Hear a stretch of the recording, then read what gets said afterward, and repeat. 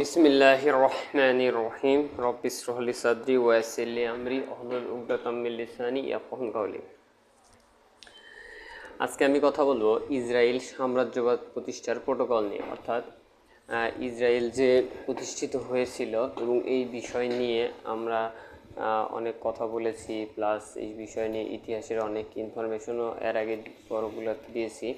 কিন্তু এখানে শুধু কথা বলবো ইসরায়েলি সাম্রাজ্যবাদ প্রতিষ্ঠার প্রোটোকল নিয়ে। অর্থাৎ প্রোটোকল বলতে সেই 2000 বছর তো ইহুদিরা বিভিন্ন জায়গাতে মানে ছড়ায় ছিটায় ছিল। এইসব সম্পর্কে আশা করি যারা ইতিপূর্বের পর্বগুলো দেখেছেন তারা আশা করি বুঝেছেন। তারপরে তারা এই বেলফোর ডিক্লারেশনের মাধ্যমে তারা মধ্যপ্রাচ্যে অর্থাৎ ফিলিস্তিনের একটা জায়গা দখল করে তারা সেখানে এসে একত্রিত হতে থাকে, যেটা আমরা বর্তমানে যেটা মুসলমানদের জন্য আর কি একটা তীর্থস্থান, মসজিদুল আকসা নামে পরিচিত। যাই হোক, এই বিষয়গুলো ইতিহাস সম্পর্কে আর আগে ধারণা দিয়েছি।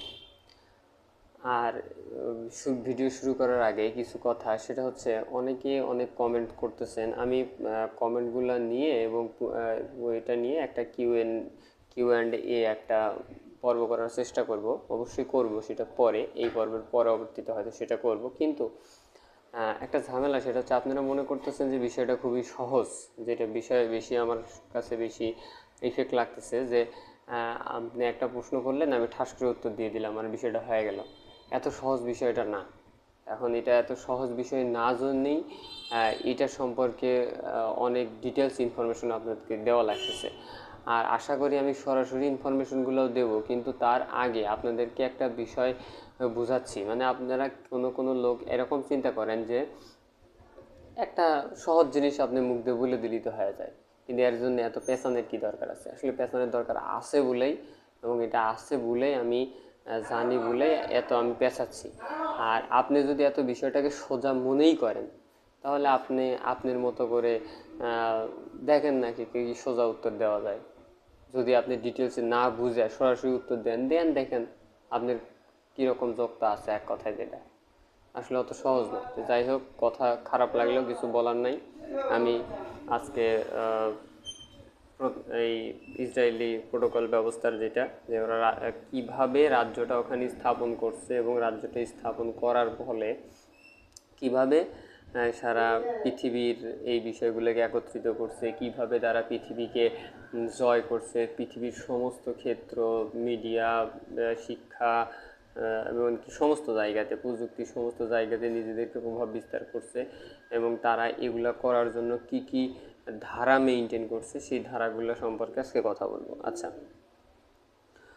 প্রোটোকল নাম্বার 1, অর্থাৎ ওরা প্রথম প্রোটোকলের একটা অনুচ্ছেদ, সেই অনুচ্ছেদগুলো আমি পড়তেছি। আমি অনুচ্ছেদগুলো রিডিং পড়ে বুঝাবো। প্রথমে অনুচ্ছেদটা রিডিং করবো, তারপরে ব্যাখ্যা করবো। প্রথম প্রোটোকলের অনুচ্ছেদ: স্বাধীনতা, সাম্য, ভ্রাতৃত্ব ইত্যাদি মতবাদকে আমরা অতি প্রাচীনকাল থেকে হাতিয়ার হিসেবে ব্যবহার করে এসেছি, কিন্তু পৃথিবীর বোকা গর্ধ বুদ্ধিজীবীরা এই মতবাদগুলোকে নিজেদের অধিকার আদায়ের মাধ্যম বলে মনে করছে এবং এর জন্য জীবন পর্যন্ত উৎসর্গ করেছে। মানে ওরা যে বিষয়টা বলছে, স্বাধীনতা, সাম্য, ভ্রাতৃত্ব, এই মতবাদগুলোকে ওরা প্রাচীনকাল থেকে হাতিয়ার হিসেবে ব্যবহার করছে এবং সেগুলোকে এই বুদ্ধিজীবীদের মাঝখানে এবং এদের মাঝখানে ছড়াই দিয়েছে এমনভাবে যে এটাই যেন তাদের জীবনের সেরা কিছু। এই বিষয়গুলো তারা অর্জন করতে পারলেই তারা জীবনে সফল আর কি। আচ্ছা, এদের নিজেদের মধ্যে ভ্রাতৃত্ব বোধ ধ্বংস করছে। সম্ভবত অতি বুদ্ধিমান ও সুকৌশলী ব্যক্তিরা এসব মতবাদের সমর্থ অনুধাবন করতে সক্ষম হয়নি। তারা কখনো বুঝতে পারেনি একতা, সাম্য এবং স্বাধীনতা বলতে আদৌ কিছু নেই। তার মানে এখানে ওরা যে বিষয়টা বোঝাতে চাচ্ছে, যে ওরা বোঝাচ্ছে যে তোমরা স্বাধীনতার জন্য আন্দোলন করো, সাম্যের জন্য আন্দোলন করো, ভ্রাতৃত্বের জন্য আন্দোলন করো, কিন্তু আদৌ যদি আমরা একটু এই বিষয়ে আন্দোলনের দিকে তাকাই, যে এই আন্দোলন মূলত আমাদেরকে আরও একত্রে করা বাদ দিয়ে আরও মানে কি বিভাজন করে দিয়েছে আর কি। যাই হোক, আসলে এটার কোনো ভিত্তি নেই, ওরা এরকম আর কি বলতে চাচ্ছে। তারপরে অন্য একটা প্রোটোকল, অরাজকতা ও স্থিতিশীলতা দিন দিন আমাদের আরও দুর্ভেদ্য করে তুলবে। পরিচয় গোপন করে অদৃশ্য ছায়ার ন্যায় আমরা প্রতিটি রাষ্ট্রের অস্থিতিশীল ইন্ধন যোগাবো, ফলে জাইন্টিয়ালরা হাজার চেষ্টা করেও আমাদের সাথে পেরে উঠবে না। মানে ওরা একের পর এক আন্দোলন, একের পর এক ঝামেলা, একের পর একটা দেশে ধ্বংস, একের পর একটা দেশে অত্যাচার, এগুলো চালাতে থাকবে, সেটার কথা বলছে আর কি। আচ্ছা, তারপরে মনে রাখতে হবে পৃথিবীতে ভালো মানুষের চেয়ে খারাপ মানুষের সংখ্যা অনেক বেশি। তাদের তাদের আগে তাদের আগে আনার একমাত্র কৌশল ভয়ভীতি, তাদের বাগে আনার একমাত্র কৌশল হচ্ছে ভয়ভীতি। প্রাতিষ্ঠানিক ও কিতাবী শিক্ষা দিয়ে তাদের কখনো বশে আনা সম্ভব নয়। ক্ষমতার লোভ সবারই থাকে, প্রত্যেকেই নিজেকে শাসক রূপে দেখতে চায়, আর অন্যের ভালোর জন্য নিজের ভালো উৎসর্গ করে, এমনটা খুবই খুবই কমই দেখা যাবে। মানে অন্যের ভালোর জন্য নিজের ভালো উৎসর্গ করা, এটা খুবই কমই দেখা যাবে।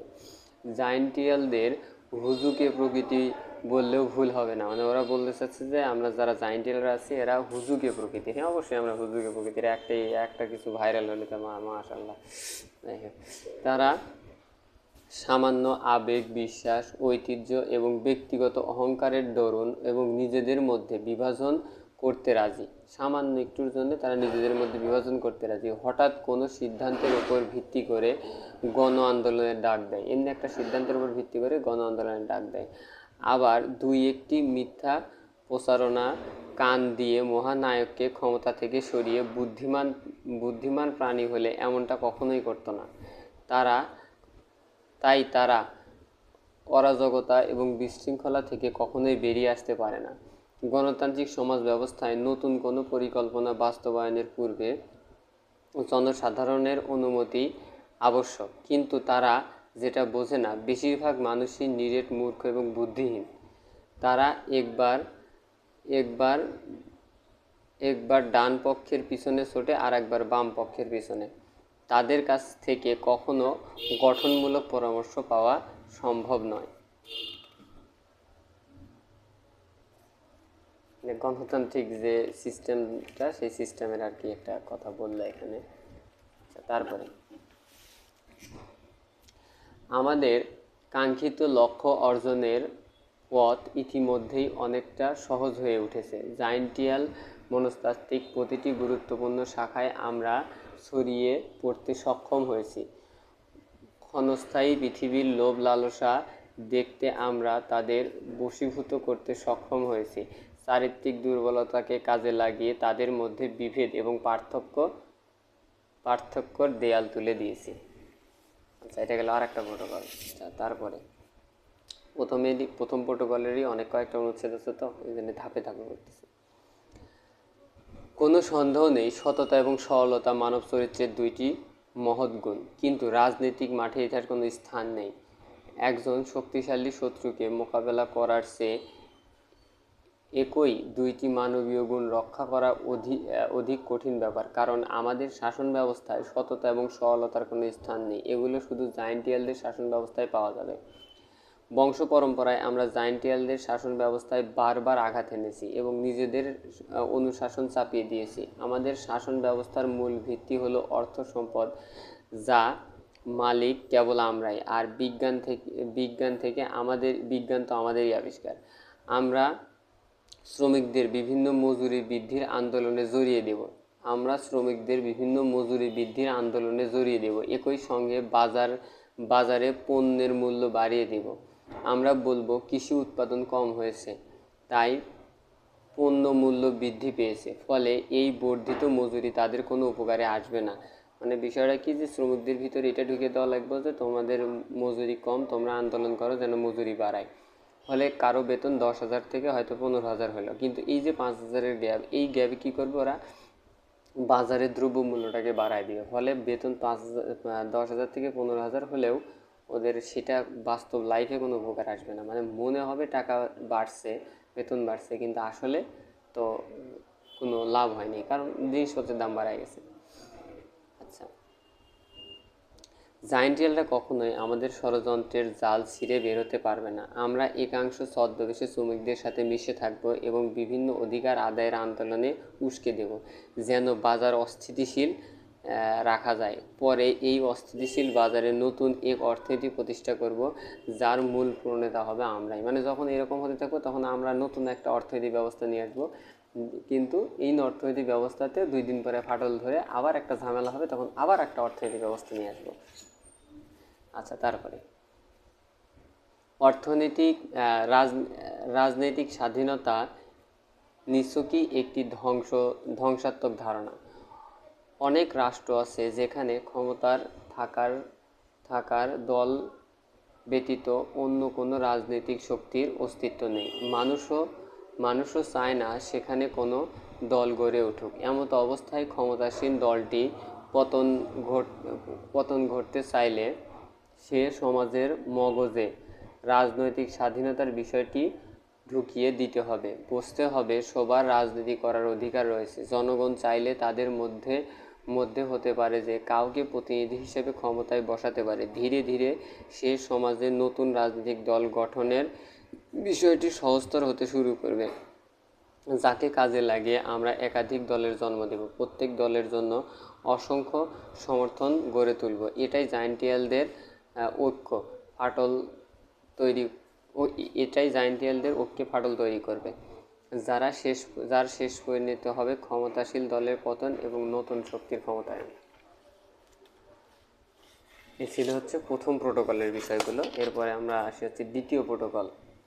ঠিক আছে, অনেকগুলো প্রোটোকল আছে, একটু ধৈর্য ধরে শোনেন, আমার তো পড়তে একটু লাগতেছে। তারপরে একটু ব্যাখ্যা, যদি আমি আগে প্রোটোকলগুলো পড়ি। আসলে এটা ডিটেলসে একটা করে প্রোটোকল যখন আমি উদাহরণ দিয়ে ডিটেলসে ব্যাখ্যা করতে যাব অনেক বড় হবে। আমি বিষয়গুলো পড়তেছি, আপনারা একটু শোনার পরে যদি কোনোটা মনে হয় যে ভাই এই প্রোটোকলের এই লাইনটা যেন আপনি কি বলছিলেন বা এখানে কি বিষয়টা উল্লেখ করছেন, কাইন্ডলি এই বিষয়ে একটু বিশ্লেষণ করেন, আপনার কমেন্টে জানাবেন। আমি অবশ্যই সেটা নিয়ে, যে এর আগে বললাম যে কিউএনএ একটা কিউঅ্যান্ডএ একটা করবো, সেমিনার করবো, সেখানে আমি ওই কমেন্টগুলোর উত্তর দেবো আর কি।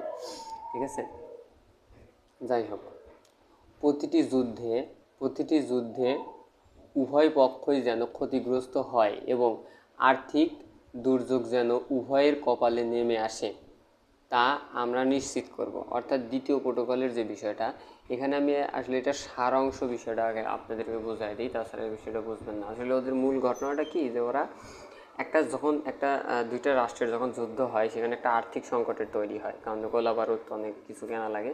সেই ক্ষেত্রে কী করে, ওরা দুই রাষ্ট্রের কাছে ইনভেস্ট করে যে তোমাকে হয়তো এত টাকা দিলাম, তোমাকে হয়তো এত টাকা দিলাম, কিন্তু তুমি যুদ্ধে জিতলে আমাকে সুদ সহ এত দিবা, তুমি যুদ্ধে জিতলে সুদ সহ এত দিবা। এখন দুইটা দল যখন যুদ্ধ করবে, নিশ্চিত দুইটা দলের ভিতরে একটা দল জিতবে।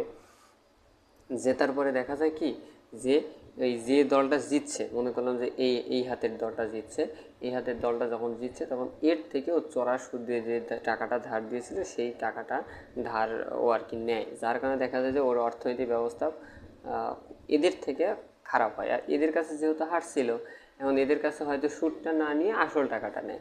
তার মানে কিন্তু আসল টাকাটা দুই পাশ থেকেই আসলো, প্লাস এ পাশ থেকে সুদটা আসার কারণে আমাদের অর্থনৈতিক ব্যবস্থা উন্নত হলো। বিষয়টা ওরা এই সিস্টেমে কাজ করে আর কি। এটা ছিল হচ্ছে এই জায়ান্টিয়াল সরকারের যে যুদ্ধে সাহায্য করা, এটার হচ্ছে একটা বিষয়। জায়ান্টিয়াল সরকারদের ব্যর্থতার ওপর আমাদের প্রকাশনী প্রতিষ্ঠানগুলো নিয়মিত আর্টিকেল লিখবে, যেটা মিডিয়ার মাধ্যমে করে ওরা আর কি। এইসব সংবাদ পাঠ করে সাধারণ জনগণ এক সময় সরকারের ওপর বিরক্ত হয়ে উঠবে। আসলে একটি দেশ চালাতে গিয়ে ছোটোখাটো ভুল সবাই করে। আমরা সরকারের ভুলগুলোকে এমনভাবে প্রচার করব যেন তাদের ভালো কাজগুলো কারো চোখেই না পড়ে। আচ্ছা, অষ্টম প্রোটোকল। এই পরিকল্পনায় আমরা বিশ্বজুড়ে বহু অর্থনীতিবিদের জন্ম দেব, কারণ অর্থশাস্ত্রের চেয়ে বড় কোনো হাতিয়ার পৃথিবীতে নেই। আমরা চারিদিকে ব্যাংকার, শিল্পপতি এবং ধনকুবেরদের মতো অসংখ্য ব্যক্তিত্বের জন্ম দেব, যারা নিজেদের আকর্ষণীয় ব্যক্তিত্ব রূপ গড়ে তুলবে। অবুঝ জায়ান্টিয়ালরা তাদের নিজেদের জীবন আদর্শ বলে মনে করবে, কিন্তু তাদের প্রত্যেকেই হবে আমাদের ভবিষ্যৎ পরিকল্পনার বাস্তবায়নের হাতিয়ার। এই বিষয়টা সম্পর্কে কিছুটা কথা বলি। মানে মূলত হয়েছে কি, ওরা চেষ্টা করবে সারা পৃথিবীতে এমন কিছু কিছু লোক, ধরেন এরকম যে সারা পৃথিবীতে এই 800 কোটি মানুষের ভিতরে হয়তো হয়তো 20,000 জন বা হয়তো 10,000 জন বা 5,000 জনকে ওরা এমনভাবে ফলো করে প্রচার করবে যে এরা এরা প্রচুর কোটিপতি, এবং হ্যাঁ ওদের রিয়েলি ওরা কোটিপতি বা বিলিয়নিয়ার বা ট্রিলিয়নিয়ার যেটাই বলি আমরা। এবং এদের লাইফস্টাইলটাকে এমনভাবে এরা মিডিয়ার সামনে প্রচার করবে যেন এরা পৃথিবীতে সবচেয়ে সুখী মানুষ। কিন্তু দেখা যায় কি যে এতে এই যে আমাদের যারা জায়েন্টিয়াল আছি আমরা, আমাদের এই যুব সমাজ, আমাদের এই শিশু সমাজ যেটা, এরা এদেরকে জীবন আদর্শ হিসেবে মনে করে এদের মতো হওয়ার চেষ্টা করে। কিন্তু দেখা যায় কি যে এরা এরকম হওয়ার জন্য তারা জীবনে অনেক স্ট্রাগল করে, করতে করতে মূল যে বিষয়গুলো জানার দরকার সেই বিষয় না জেনে ওরা যখন ওইটা হতে চায়, না হতে যায়, দেখা যায় যে কোনো পারিপার্শ্বিক সাপেক্ষ অবস্থান, পরিপন্থী নিজেদের চলাফেরার স্টাইল প্লাস সমাজ ব্যবস্থা, অর্থনৈতিক ব্যবস্থা সব কিছুর মাঝখানে ওরা হারায় যায়, ওই রকম আর হতে পারে না। এরকম করে দেখা যায় যে হাজার হাজার ছেলে মেয়ের স্বপ্ন ধ্বংস হয়ে যায়। মানে আমাদের উদ্দেশ্য যেটা ছিল সেই দিকে না যায়, আমাদের উদ্দেশ্যকে ওরা মানে ব্রেনকে ওরা মিডিয়ার মাধ্যমে কন্ট্রোল করে উদ্দেশ্যটাকে অন্যদিকে ঘোরানোর চেষ্টা করে। কিন্তু আসলে ওই উদ্দেশ্যে যাওয়ার কারণে আমরা আসলে কোনো ধারণাতেই আসতে পারি না। এই বিষয়টা এরকম আর কি। আচ্ছা, তারপরে আমাদের ভবিষ্যৎ পরিকল্পনা বাস্তবায়নের হাতিয়ার। আচ্ছা, বর্তমান শিক্ষা ব্যবস্থা আমাদের যা পড়ানো হচ্ছে তা আমাদের উপরে চাপিয়ে দেওয়া সিলেবাস। বলশেবিক বিপ্লব চলাকালীন সময়ে পৃথিবীর এমন এক যুগ পার করেছে, কখনোই অর্থনীতির ওপর লেখা প্রতি 10টি বইয়ের মধ্যে 7 থেকে 8টি বই ইহুদিরা লিখেছে। তারাই প্রথম প্রতিষ্ঠানে ধর্মভিত্তিক শিক্ষা ব্যবস্থার বিরোধিতা করেছে এবং শিক্ষা প্রতিষ্ঠান থেকে বাইবেল পাঠ বন্ধ করে দিয়েছে। মানে ওরা বিষয়টা যেটা করছে যে ধর্মভিত্তিক শিক্ষা ব্যবস্থা সেটা প্রতিষ্ঠানে কেন দরকার, সেটা ধর্ম যার যার সে তার নিজস্ব অবস্থান থেকে শিখবে, নিজস্ব গণ্ডির ভিতর থেকে শিখবে। আর স্কুল বা শিক্ষা প্রতিষ্ঠান এটা সবার, এটা এটা এখানে সবার কথা না বলে এখানে যে যার মতো মানে এখানে সবাই এক পড়া পড়বে আর ধর্মের বিষয়টা সে আলাদা আলাদাভাবে শিখবে, এরকম একটা ধারণা এরা তৈরি করে। যার কারণে দেখা যায় যে এখনকার যে ছেলেপেলেগুলা, অর্থাৎ আমি যদি এখানে শিক্ষা ব্যবস্থার কথা বলি, এটা আসলে শিক্ষা ব্যবস্থার একটা ত্রুটির ভিতরেই ধরা যায় যে এখন একটা ছেলে ধরো যারা জেনারেল লাইনে পড়ছে এরা মাস্টার্স পাস করে, অথচ এরা একটা সঠিকভাবে মানে জাস্ট একটা জায়গাতে নামাজ পড়ার মতো কোনো যোগ্যতা রাখে না, যদি না কেউ নিজ দায়িত্বে শেখে। এটা ঠিক, যদি না কেউ নিজ দায়িত্বে শিখে, নিজ দায়িত্বে শিখলে তো সেটা আলাদা বিষয়।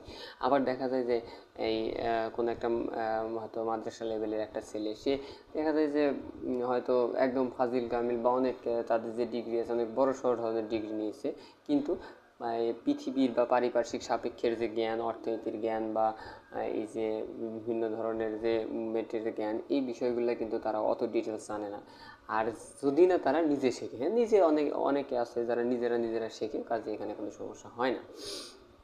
যারা নিজেরা শেখে, কিন্তু নিজেরা কয়জন শেখে একটা বিষয় ছোট থেকে একজন বুঝায় দিয়ে শেখা আর নিজেরা শেখা, দেখা যায় যে ওই 10,000-এ একজন শেখে, ওইটা নিয়ে আসলে কারো কোনো মাথা ব্যথা হয় না। যাই হোক, নবম প্রটোকল। প্রথম দিকে জায়েন্টিয়ালদের ওপর সরাসরি হস্তক্ষেপ করা বেশ কঠিন ছিল। মানে প্রথম দিকে তাদের প্রাচীর খুব মজবুত ছিল, তাদের মজবুত প্রাচীর আমাদের নিকট দুর্ভেদ্য ছিল। তবে গণতন্ত্রের বিষয়টি তাদের মাথায় ঢুকিয়ে দেওয়ার পর সব কিছু যেন মুহূর্তেই পাল্টে গেল। মত প্রকাশের স্বাধীনতা, গণমাধ্যমের স্বাধীনতা, শিক্ষা সংস্কৃতির স্বাধীনতা, সম ভোটাধিকার, সম আইন সবই হলো গণতান্ত্রিক সমাজ ব্যবস্থার মূলনীতি। এগুলো সমাজে স্থান পেলে আমাদের জন্য সব কিছু সহজ হয়ে উঠবে। আমেরিকা ইহুদি সন্তানদের জন্য বিশেষ সুরক্ষা ব্যবস্থা করেছে। তারা যেন একটি নির্দিষ্ট বয়স পর্যন্ত জায়েন্টিয়ালদের নিয়ন্ত্রণের বাইরে থাকে, সেজন্য তৈরি করা হয়েছে প্রথম শিক্ষা ব্যবস্থা। যে স্কুলগুলো ইহুদিদের ধর্মীয় শিক্ষা প্রদান করা হয় সেগুলোর ঠিকানা এতই গোপন যে শহরের বড় বড় রুই কাতলারাও তাদের খোঁজ জানে না। তাদের চিকিৎসার প্রয়োজন হলে বিশেষ হাসপাতালে নিয়ে যাওয়া হয়। খুব যুব সমাজে অশ্লীলতা ছড়িয়ে দিয়েছে, যেমন জাইন্টিয়াল সঙ্গীত আবিষ্কার করা, কারা থিয়েটার ও চলচ্চিত্রের নগ্নতা সংযোজন করেছে, কারা পর্নোগ্রাফিতে বাণিজ্য শিল্প হিসেবে রূপ দিয়েছে, কারা যুদ্ধ বাজাচ্ছে ইত্যাদি। তারপরে নবম প্রোটোকলের অন্য অনুচ্ছেদ আছে। রাজতন্ত্র, সমাজতন্ত্র, গণতন্ত্র, কমিউনিজম ইত্যাদি প্রতিষ্ঠার মাধ্যমে আমরা প্রতিটি জাতিকে ক্ষুদ্র ক্ষুদ্র অংশে বিভক্ত করব। মানে এদের একটা মূল বিষয় কি, উদাহরণটা এইভাবে দেওয়া যায় যে ধরেন আমার এখানে হয়তো আমি 16টা বিড়াল পালতেছি, কথার কথা। আমি যে একটা বড় থালাতে দুধ দিই, খেতে দিই ওদেরকে, তাহলে 16টা বিড়াল চারপাশে ঘের করে কিন্তু দুধটা খাবে।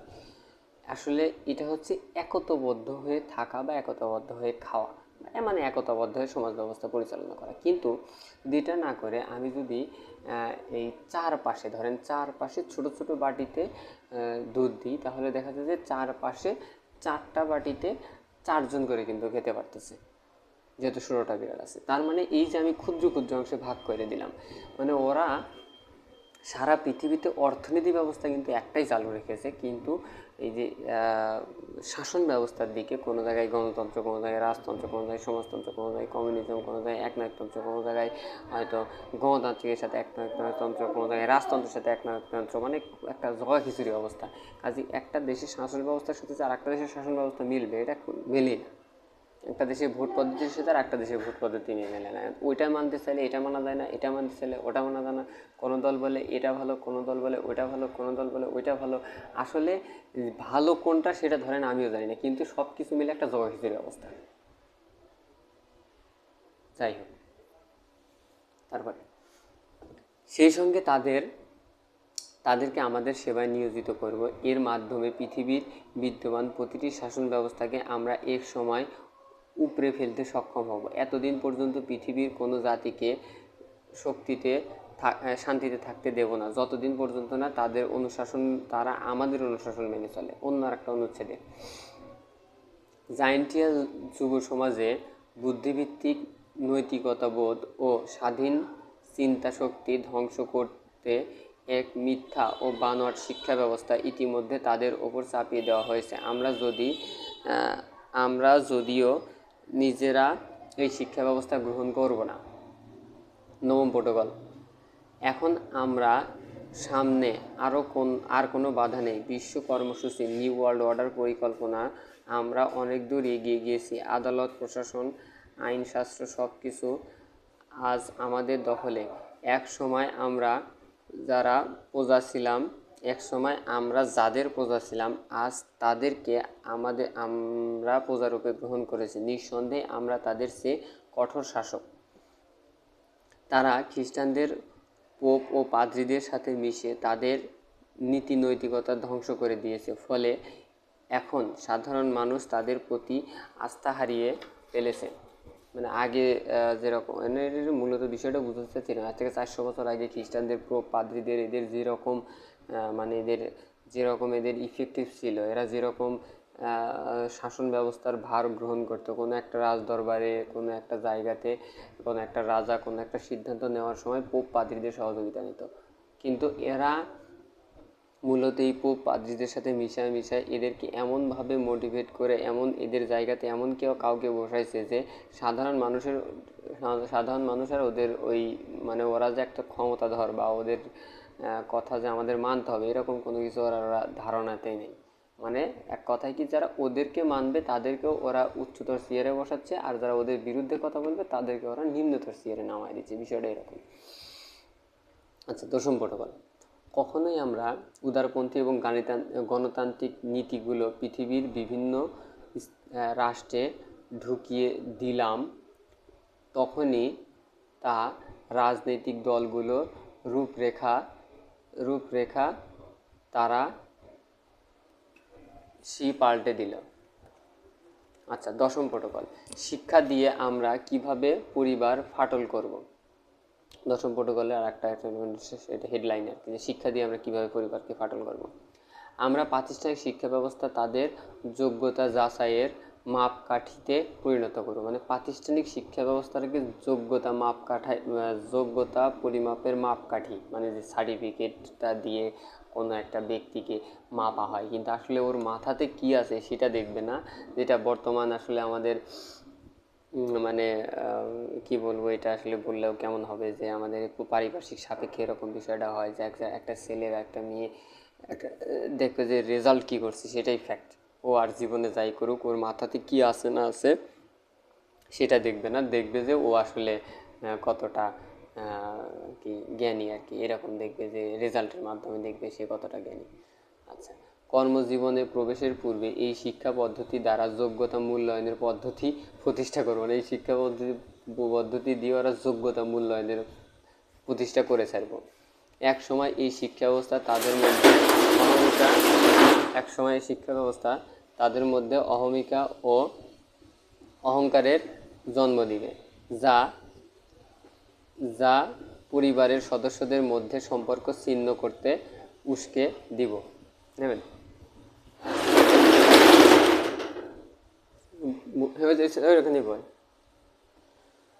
যতদিন না কাঙ্ক্ষিত সময়টি হাতে আসছে ততদিন পর্যন্ত তাদের বিভিন্ন আমোদ প্রমোদ ডুবিয়ে রাখব।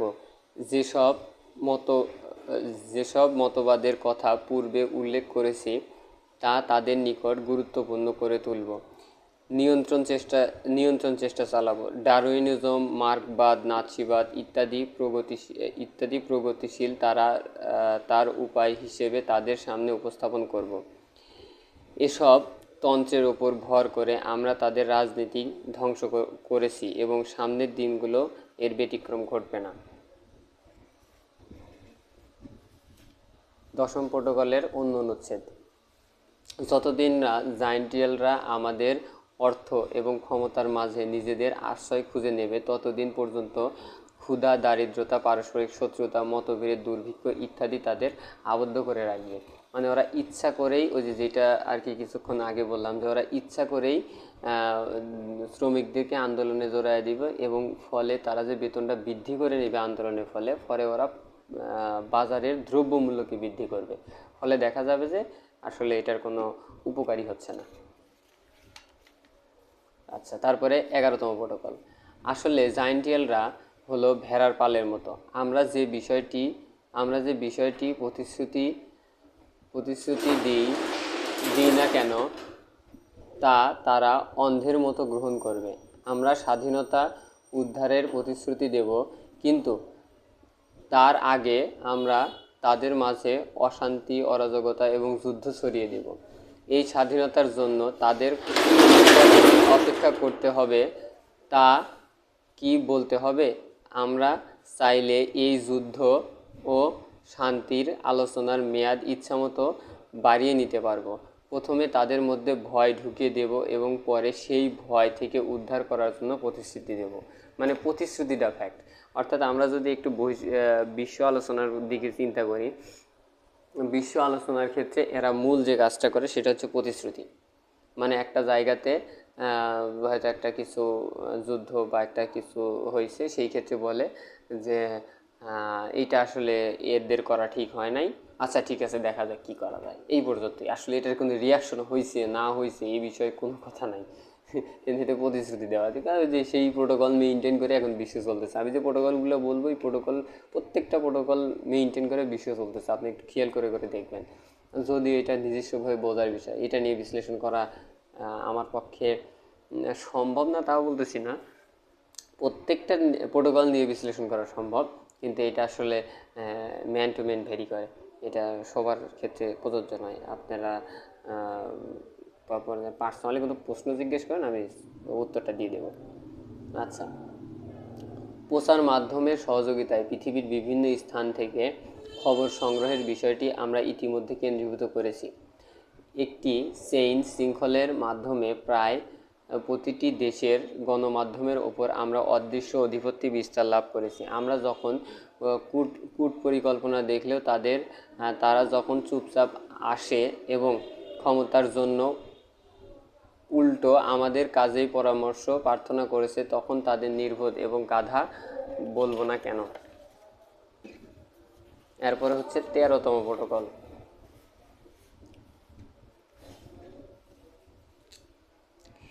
এই ব্যবস্থা পরিবর্তন আনার ক্ষমতা কেবল তাদেরই রয়েছে যারা বহু শতাব্দী ধরে এই প্রটোকল অক্ষুণ্ণ রেখেছে। 13তম প্রটোকলের অন্য অনুচ্ছেদ। তোমরা লক্ষ্য রাখবে, আমরা শুধু প্রতিশ্রুতি গ্রহণের যোগ্যতা চাই, আদৌ তা বাস্তবায়ন হবে কি না তা নিয়ে আমাদের কোনো মাথা ব্যথা নেই। আমরা বলি মানুষের কল্যাণে আমাদের উদ্দেশ্য, আর এটা এর কারণেই বলি সাধারণ মানুষ যেন আমাদের কথাগুলোকে সত্য বলে মেনে নেয় এবং সমাজে আমাদের গ্রহণযোগ্যতা বৃদ্ধি পায়। অশান্ত জনগণের মাথা থেকে রাজনৈতিক চিন্তা সরিয়ে দিতে আমরা অসংখ্য নতুন সমস্যার জন্ম দেব। এটা তাদের দৈনন্দিন জীবিকা অর্জনের পথে অনেক বাধা সৃষ্টি করবে, যেমন মজুরি সমস্যা, চাকরি নিরাপত্তা, দ্রব্যমূল্যের ঊর্ধ্বগতি ইত্যাদি। এই অবস্থায় কেউ রাজনীতিতে মাথা ঘামাবে না। আমরা তাদের বিনোদন, খেলাধুলা, আয়েশি জীবনে ডুবিয়ে রাখব। তারা শুধু নিজেদের নিয়ে ব্যস্ত থাকবে এবং অন্য বিষয়ে চিন্তা করার আগ্রহ হারিয়ে ফেলবে। এভাবে একটা তাদের স্বাধীন চিন্তা শক্তি লোপ পাবে। উদারপন্থী, গণতান্ত্রিক ও মুক্তমনা নীতিগুলো ব্যবহার করে জায়েন্টিয়ালদের বিভিন্ন ঘোর প্যাচের মধ্যে ঘোল খাওয়াতে শুরু করব। তারা উদারপন্থীর নীতিকে প্রগতি অংশ বলে মনে করবে। শুধু নির্বোধ এই জাতি প্রগতির সবাই তো জানে না। 14তম প্রটোকল। মিথ্যা, বানোয়াট এবং অশ্লীল গল্প সাহিত্যের বীজ আমরা প্রতিটি দেশে ছড়িয়ে দেব। সাধারণ মানুষকে বুঝিয়েছি এগুলো আধুনিকতার অংশ। যারা এই লাইনটা বুঝছেন তারা বুঝছেন। যাই হোক, অতীত ইতিহাস পাল্টে তার স্থলে নতুন গল্প ঢুকিয়ে দেব এবং সাধারণ মানুষকে তা বিশ্বাস করিয়েছি। প্রশাসন এত বেশি পরিবর্তন দেখে জায়েন্টিয়ালরা এক সময় ক্লান্ত হয়ে পড়বে, কিন্তু সরকার বিরোধী ধ্বংস আন্দোলন আমরা পুনরায় তাদের উৎসাহিত করব। সবশেষে রাষ্ট্র ব্যবস্থার শান্তি ফিরিয়ে আনতে তারা আমাদের যে কোনো শর্ত মানতে রাজি।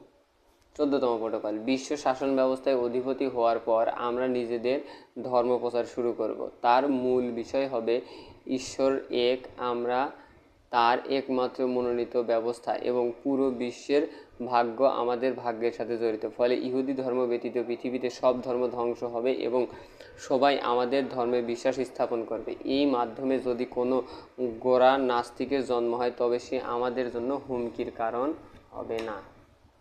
18তম প্রটোকল।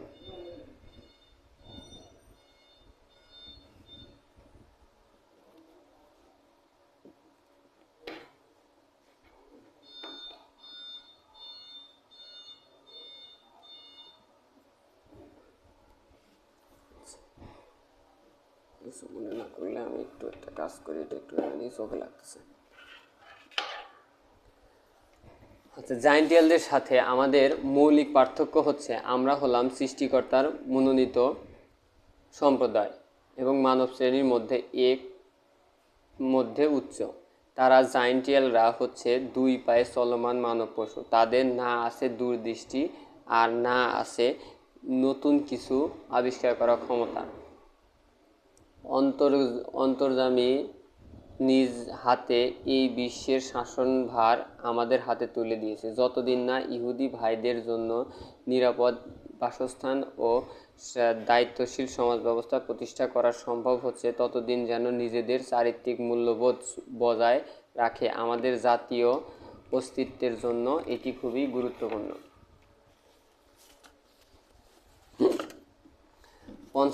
পঞ্চম প্রটোকল। খোদা ভীতি ও সৃষ্টিকর্তার কেন্দ্রিক ধর্মীয় বিশ্বাস মুছে দিতে আমরা জায়েন্টিয়ালদের হৃদয়ে গণিত এবং যুক্তিবিদ্যা ঢুকিয়ে দিব। তাদের আকৃষ্ট করে তুলব বস্তুবাদী পৃথিবীর ওপর। নাস্তিক জাতিতে পরিণত হওয়ার কারণে নিজেদের কোনো শাসন ব্যবস্থা তাদের আর বিশ্বাস থাকবে